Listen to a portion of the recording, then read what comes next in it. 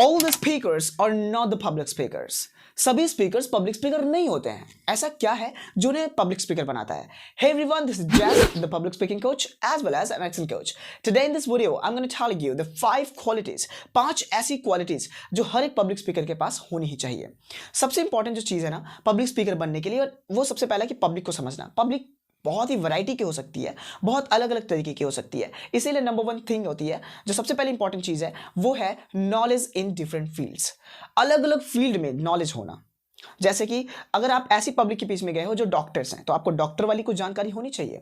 अगर आप स्टूडेंट्स के बीच में गए तो आपको स्टूडेंट्स के बारे में कुछ बोलना चाहिए। अगर आप इंजीनियर्स के बीच में स्पीच दे रहे हो तो आपको इंजीनियर वाली कुछ बातें जाननी चाहिए।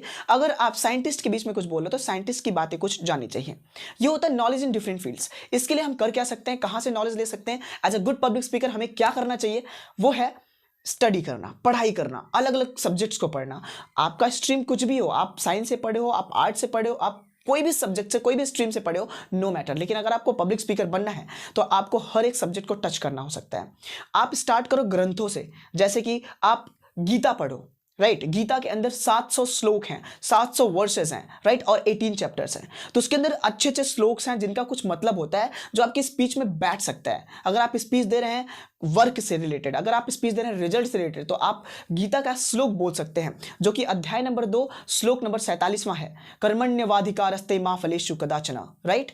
ये जो है ना कर्मण्यवाधिकारस्ते मा फलेषु कदाचन, ठीक है। तो इसका मतलब होता है कि कर्म करते जाओ, फल की इच्छा ना करो, क्योंकि आपका कर्म पे ही अधिकार है, ना कि फल पे अधिकार है। तो आप अपनी स्पीच में इसका इस्तेमाल कर सकते हो, लोगों को अट्रैक्ट कर सकते हो। ये सारी चीजें अट्रैक्ट करती है। आप कुरान पढ़ सकते हैं। कुरान के अंदर भी बहुत प्यारे प्यारे आयत हैं। आयत मतलब क्या होता है? वहां पे छोटे छोटे छंद होंगे जिनका इस्तेमाल करके आप लोगों को अट्रैक्ट कर सकते हो।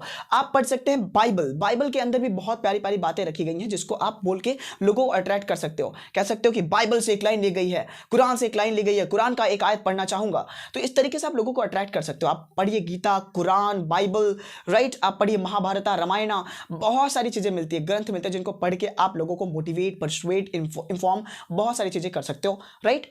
आप पढ़िए सब्जेक्ट, डिफरेंट सब्जेक्ट्स में जाइए। जैसे आप इकोनॉमिक्स पढ़िए, पॉलिटी पढ़िए, हिस्ट्री पढ़िए, ज्योग्राफी पढ़िए, साइंस पढ़िए, फिजिक्स पढ़िए, केमिस्ट्री पढ़िए, जियोलॉजी पढ़िए, केमिस्ट्री पढ़िए, बॉटनी पढ़िए, बहुत सारे सब्जेक्ट्स मिलते हैं, राइट। कंप्यूटर पढ़िए, टेक्नोलॉजीज पढ़िए, न्यूज़ को पढ़िए, जिससे आप लोगों को इंटरेक्ट कर सकते हो, लोगों से इंटरेक्शन कर सकते हो, लोगों को जोड़ सकते हो खुद से।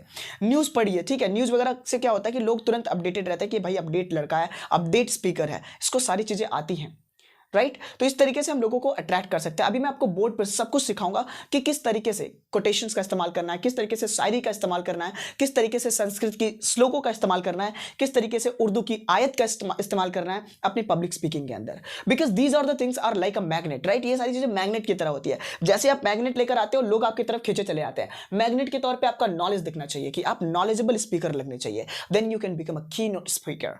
तब आप एक ग्रेट स्पीकर बन सकते हो, राइट। तो नंबर 1 थिंग कि आपको नॉलेज लेने की जरूरत है। चलिए हम आपको बोर्ड पे दिखाते हैं कि किस तरीके से हम अपने डिफरेंट चीजों का इस्तेमाल कर सकते हैं। जब आप पब्लिक स्पीकिंग करते हो, जब आप स्टेज पर होते हो, तो वहां पे कई तरीके की पब्लिक हुआ करती है, राइट। और आपकी स्पीच का जो मोटो है, जो थीम है, किस लिए आप स्पीच दे रहे हो, किस लिए आप पब्लिक के बीच में बोल रहे हो, वो मोटो पकड़ते हुए ही आपको रिसर्च करनी होगी डिफरेंट सेंटेंसेस पे, डिफरेंट फैक्ट्स पे, जो कि आप इन सभी चीज़ों से पढ़ के बोल सकते हो लोगों के बीच में। आप गीता पढ़िए। गीता के अंदर 700 वर्सेज हैं, ठीक है। 700 वर्सेज हैं, मतलब 700 श्लोक हैं, और ये 18 चैप्टर्स में डिवाइड है। तो हो सकता है, होना भी चाहिए कि आपकी जो स्पीच है उससे रिलेटेड कोई ना कोई श्लोक जरूर मिल जाएगा। तो श्लोक को आप वहां पे रख दो, तो पब्लिक ज्यादा अट्रैक्ट हो जाती है आपकी तरफ कि भाई बड़ा ज्ञान है इसको, ठीक है। गीता जैसे महाकाव्य को भी इसके पास जानकारी है, राइट। तो 700 श्लोक में से कोई ना कोई जरूर मिलेगा, तो इसको जाके रिसर्च करिएगा। दूसरा आता है कुरान। कुरान भी एक महाकाव्य है जो कि मोहम्मदन लोगों के लिए है, राइट। तो यहाँ पे कुरान के अंदर भी आपको मिलेंगे 114 चैप्टर्स, 114 चैप्टर्स, जिनको कहा जाता है सूरह। क्या बोलते हैं? सूरह बोलते हैं। इसके अंदर आपको शुरा मिलते हैं, ठीक है, सूरह मिलते हैं, और इसके अंदर आयत मिलते हैं आपको। आयत मतलब छोटे छोटे छंद होते हैं, छोटे छोटे पार्ट होते हैं जिसको आप पढ़ सकते हो। जैसे मैं एक छोटा सा पार्ट यहाँ पे लिख रहा हूँ आपको, ला इलाहा इल्लल्लाह, ठीक है, ला इलाहा इल्लल्लाह, ठीक है, इल्लल्लाह, लल्लाह, ला इलाहा इल्लल्लाह। इसका मतलब होता है कि God is one, only Allah, and there is no other God, right. कोई दूसरे भगवान नहीं है, बस अल्लाह होते हैं। तो ये कह रहा है। दूसरी लाइन है कि मोहम्मदुम, मोहम्मदुम, मोहम्मदुम। देखो कुछ अगर राइटिंग में कोई दिक्कत हो तो प्लीज़ फॉरगिव दिस। मोहम्मदुम रसूल अल्लाह, रसूल अल्लाह। यहाँ पे ये देखो दूसरी लाइन है कि मोहम्मदुम रसूलुल्लाह, इसका मतलब होता है जो मोहम्मद हैं वो अल्लाह के पैगंबर हैं, राइट। तो इस तरीके से आपको वहाँ से यूज़ करना है। आपके कुरान से भी बहुत आयत मिल जाएगी जो आपको मोटिवेशनल हो सकती है, आप अपनी स्पीचेस में यूज़ कर सकते हैं। तो यहाँ पे जाके रिसर्च करिएगा। तो ला इलाहा इल्लल्लाह मोहम्मदम रसूल अल्लाह। यहाँ पे गीता से मैंने अभी श्लोक सुनाया था आपको कि कर्मण्यवाधिकारस्ते मा फलेषु कदाचन, राइट। तो इस तरीके से आप यूज़ कर सकते हो। फिर कोटेशंस आता है। कोटेशन का मतलब होता है किसी के द्वारा बोली हुई बातें, कोटेशन, कोट। जैसे कि एपीजे अब्दुल कलाम ने बोल दिया, अब्राहम लिंकन ने बोल दिया, स्वामी विवेकानंद ने बोल दिया, मैंने बोल दिया, किसी और फेमस पर्सन ने बोल दिया, तो उसकी बात को आप यहाँ पे रख सकते हो कि उन्होंने कहा था, ठीक है। आप यहाँ पे रख सकते हैं। जैसे कि मैं अगर APJ Abdul Kalam he is my inspiration, तो मैं इनकी एक लाइन रखता हूँ यहाँ पे कि if you want shine like a sun, ये बहुत ज़्यादा पॉपुलर है। If you want to shine like a sun, shine like a sun, first burn like a sun, ठीक है। First burn like a sun. यहाँ पे लिखा गया अगर आप सूर्य जैसा चमकना चाहते हो तो सूर्य के जैसा जलना सीखो। तो आपके अगर कोई मोटिवेशनल स्पीच है तो उनकी कोटेशन को रख सकते हो, ठीक है। और उन्होंने एक बात और बोली थी एपीजे अब्दुल कलाम ने कि it is very easy to defeat someone but it is very hard to win someone. किसी को हराना बहुत आसान होता है लेकिन किसी को जीतना बहुत ही कठिन होता है। तो अगर आप ऐसी कुछ बात कर रहे हो, रिलेशनशिप के बारे में बात कर रहे हो, तो वहाँ पे वो वाली कोटेशन आप रख सकते हो। तो इस तरीके से आपको रिसर्च करनी पड़ेगी, तब आप जाकर एक अच्छे पब्लिक स्पीकर बनते हो। ऐसे पब्लिक स्पीकर नहीं बन जाते दोस्त, ठीक है। पोइट्रीज, आप यहाँ से कवियों को, कवित्रियों को पढ़िए, उनसे पोइट्रीज लीजिए जो आपकी मोटिवेशनल हो सके, जो आपके टॉपिक से मैच कर सके। जैसे कि मैं आपको महादेवी वर्मा जी का एक पोइट्री सुनाता हूँ कि चिर सजग आंखें उन्हें दी आज कैसा व्यस्त बाना, जाग तुझको दूर जाना, जाग तुझको दूर जाना। ये मोटिवेशनल है, ठीक है। डोंट बी लेजी, लेजी मत हो। इस तरीके की स्पीचेज अगर मुझे देनी होगी तो मैं महादेवी वर्मा जी का वो यूज कर सकता हूँ, ठीक है। वहीं पे अगर आप बात करेंगे दूसरे अन्य कवियों की, जैसे कि है बधे नरके करो में, है बधे नरके करो में वार विद्युत भाप, ठीक है बधे नरके करो में वार विद्युत भाप, हुक्म पर चलता, हुक्म पर चढ़ता उतरता है पवन का ताप। इसका मतलब हो गया कि भाई देखो, मनुष्य ने सब कुछ कंट्रोल कर रखा है, चाहे वारी हो, चाहे भाप हो, चाहे जल हो, कुछ भी हो, उसको कंट्रोल करके रख सकता है मनुष्य। मनुष्य के इतने पास पावर है। अगर आप टेक्नोलॉजीज की बात कर रहे हो, ठीक है, आजकल के ज़माने की बात कर रहे हो, डिजिटलाइजेशन के बारे में बात कर रहे हो, तो ये आप रामधारी सिंह दिनकर जी की ये कविता थी, आप इसको यहाँ पे रख सकते हो। आप हीरानंद सच्चिदानंद वात्स्यन अज्ञे की रख सकते हैं। वहाँ आप जयशंकर प्रसाद जी की रचनाएं पढ़ सकते हो। बहुत सारे ऐसे कवि थे जो कि बहुत अच्छी अच्छी बातें लिख चुके हैं, उनकी बातों को आप रख सकते हैं। अगर आपका दिमाग खुद काम करता है तो आप खुद भी पोएट्रीज लिख सकते हो और लोगों के सामने प्रेजेंट कर सकते हो, ठीक है। अब आती है शायरी। ये तो दिल जीत लेती है हमारे इंडिया के अंदर। समझ में आया ना ये लाइन, लोग तालियां बजा देते हैं। जैसे कि मैं एक गालिब साहब की शायरी पढ़ना चाहूँगा कि मुख में, सॉरी, इस तरीके से, दिल में आग और लबों पे गुलाब रखते हैं, दिलों में आग और लबों पे गुलाब रखते हैं, यहाँ सब अपने चेहरे पर दोहरी नकाब रखते हैं।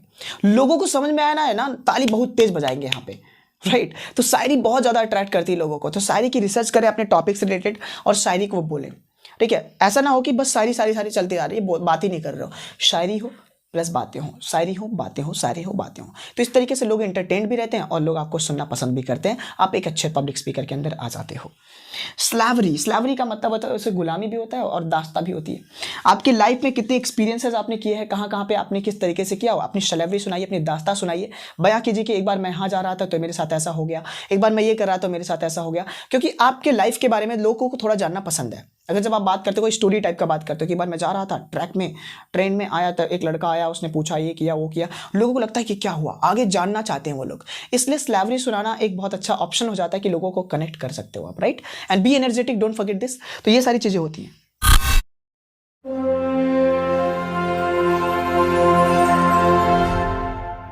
नंबर 2, दूसरी क्वालिटी जो हर एक पब्लिक स्पीकर के अंदर होती है और होनी भी चाहिए वो है body language, kinesics. Kinesics is the study of the body language. Body language की अच्छी पकड़ होनी चाहिए, बॉडी लैंग्वेज पे अच्छा कमांड होना चाहिए। जैसे ही हम स्टेज पर जाते हैं हमें स्टेज पर देखने से पता चल जाता है कि हम कितने कॉन्फिडेंट हैं, और जितने ही कॉन्फिडेंट रहेंगे उतना ही अच्छा लोगों को हम इन्फ्लुएंस कर पाएंगे, लोगों को इंस्पायर कर पाएंगे। Got the point. तो आपके पास एक ओपन बॉडी लैंग्वेज होनी चाहिए। ओपन बॉडी लैंग्वेज कैसे करनी है मैं इसकी जल्दी वीडियो लेकर आ रहा हूं, ठीक है, don't worry. But open body language का मतलब होता है आपका जो ये एल्बो है ये टच में नहीं होना चाहिए, ऐसे स्क्वीज नहीं होना चाहिए, आप अपने हाथ को क्रॉस नहीं करने चाहिए, राइट, अपने हाथ को पॉकेट में नहीं रखना चाहिए, आपका हाथ ओपन रहना चाहिए। आपके पाम है ना ये अट्रैक्ट करते हैं लोगों को, पाम आपको पब्लिक की तरफ रखना है, ये बेस्ट पोस्चर होता है। आप पब्लिक की तरफ इस तरीके से लेडीज एंड जेंटलमैन इस तरीके से इशारे करें, और कुछ टाइम पे आप ऐसे ऊपर की तरफ रख सकते हो, इसको बोलते हैं प्लेकेटर, राइट, प्लेकेटर की तरफ से आप ऊपर करके बातें करें। This is very important for us, we can understand this, we can understand, you can understand this, right, and so to yourself, and don't put it down side, right, इसको डाउन मत करना, इसको बोलते हैं लेवलियर। और lavalier नहीं करना, lavalier कब करते हैं जब हम कुछ नेगेटिव बोल रहे होते हैं, क्या फिनिशिंग की बात करते हैं, this is not possible, this is not possible, तो you can not say that this is possible, this is possible. तो आपकी बॉडी लैंग्वेज और आपका जो वर्ड्स होते हैं मैच करने चाहिए as a good public speaker, right. आपको प्रैक्टिकल करना चाहिए, आपको लोगों से इंटरेक्शन करना चाहिए, आपको इंट्रोवर्ट बनना चाहिए, इंट्रोवर्ट नहीं एक्सट्रोवर्ट बनना चाहिए। अगर आप इंट्रोवर्ट हो तो एक्सट्रोवर्ट बनो। इंट्रोवर्ट मतलब होता है सेल्फ सेंटर्ड होना, खुद से ही बातें करना, खुद में ही लीन रहना। अगर आप खुद में लीन रहो तो पब्लिक के साथ आप कोई भी इंटरेक्शन नहीं कर पाओगे, पब्लिक को कुछ भी समझा नहीं पाओगे। इसीलिए आपको अपने एक्सट्रोवर्ट बनने पर भी काम करना चाहिए। Go to people and talk to them, right, उनके पास जाओ, उनसे बात करो, उनको समझो कि पब्लिक कैसे सोचती है, पब्लिक क्या सोचती है, पब्लिक को क्या चाहिए, थोड़ा जानने की कोशिश करो, लोगों से बातचीत करना शुरू करो, तब आप अच्छा पब्लिक स्पीकर बन सकते हैं, ठीक है। तो सेकंड चीज़, आपको बॉडी लैंग्वेज पे थोड़ा कमांड करना है, हैंड जेस्चर को मजबूत करना है, आई कॉन्टैक्ट सही करनी है, फ्लडिंग स्माइल सही करनी है। ये सारी चीज़ें सही करके आप लोगों से अच्छा कम्युनिकेशन कर सकते हो, एक अच्छा पब्लिक स्पीकर बन सकते हैं। बिकॉज हमारी बॉडी लैंग्वेज दिखाती है कि हम कितने एनर्जेटिक है, कितने कॉन्फिडेंट है, कितने प्रिपेयर्ड है, कितना नॉलेजेबल है, ये सब दिखाता है confidence, right. And confidence is the key in public speaking. Public speaking में कॉन्फिडेंस सब कुछ है, इसलिए कॉन्फिडेंट फील करो और स्टेज पर आप रॉक ऑन करो। तीसरी क्वालिटी जो हर एक पब्लिक स्पीकर को बनाती है बहुत ही अट्रैक्टिव और दूसरे पब्लिक स्पीकर से डिफरेंट, वो क्या है? वो है आपकी प्रोनाउंसिएशन। प्रोनाउंसिएशन मतलब हमारा तलफ़ुज़, हमारा उच्चारण, हम किस तरीके से उच्चारण कर रहे हैं। क्योंकि शब्द अगर क्लियरली समझ में नहीं आएंगे ऑडियंस को तो समझ नहीं पाएगी, वो आपको सुनना नहीं पसंद करेगी। इसमें मिठास होनी चाहिए, इसमें एक मेलोडी होनी चाहिए। मेलोडी कैसे बनाते हैं? आप हमारा जाके PPP परफेक्ट प्रोनाउंसिएशन प्रोग्राम जो किसी चैनल पर प्लेलिस्ट बना होगा उसमें जाके चेक करें कि किस तरीके से मेलोडी क्रिएट करी जाती है। आप मेलोडी क्रिएट करें, अच्छी प्रोनाउंसिएशन करें, अपना तलफ़ुज़ सुधारें, अपने अल्फाजों को सही करें, ठीक है।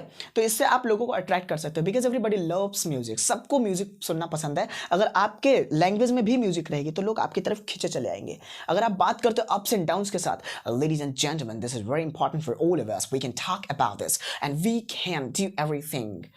Public speaking is very important for all of us because we are surrounded by the public and we gotta know how to interact with them, create a fluctuation, create a modulation in a voice and attract the people attention.